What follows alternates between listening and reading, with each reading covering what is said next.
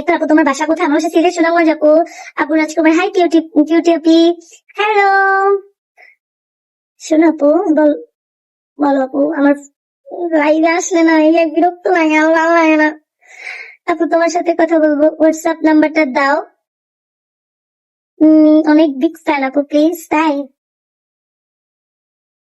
তাহলে আমি দাঁড়িয়ে আগের লাইভে বলছিলা কাল আসার কথা, কাল 9টায় থাক। কাল 9টায় থাকা বসেছিলাম কিন্তু আসলে, ও রে আল্লাহ। দেখি না আপু, একটু যাই একটু দেখি বাবা। জায়ান, 1 মিনিট দাও।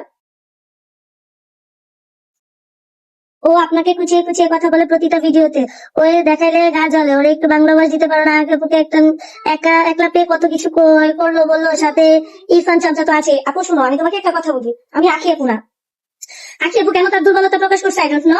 আমি আখি আপু না যে আমি চুপচাপ করে বসে থাকবো, ওরা আমাকে একটা কথা বলে যাবে আমি চুপচাপ করে বসে থাকবো। ওই মেয়ে আমি না, ঠিক আছে? আমারে যদি একটা কথা বলে না, তো আমি 10টা কথা শোনানোর ক্ষমতা রাখি।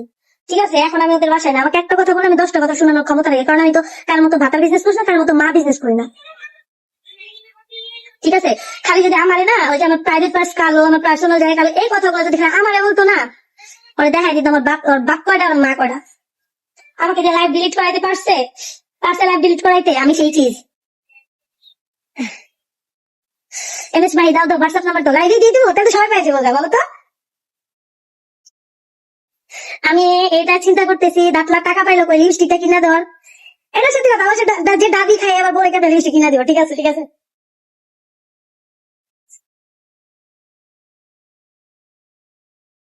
তোমার বেবিটার জন্য দরকার আপু, তোমার যে বেবিটা, তোমাকে দেখা মনে হয় না আপনি। দুনা হোয়াটসঅ্যাপটা একটু কথা বলবো প্লিজ, একটু কথা বলবো প্লিজ। আচ্ছা মাহি, তুমি আমাকে ইনবক্স করো আপু। সুস্নিগ্ধা সুলতানা, তোমাদের কি ডিভোর্স হয়েছে? না। আহ আরিশফা আশনুর আকাশ, আকশা আকশা। আমি আরিশফা, কেমন আছো আপু? তোমার ছেলে কেমন আছে? ভালো আছে আকশা, তুমি কেমন আছো?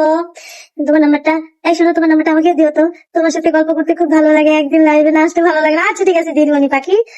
আপু তোমার লাইভের জন্য অপেক্ষায় ছিলাম, তোমার কথাগুলো সুন্দর লাগে, জায়গা মতো কথা লাগাই দাও।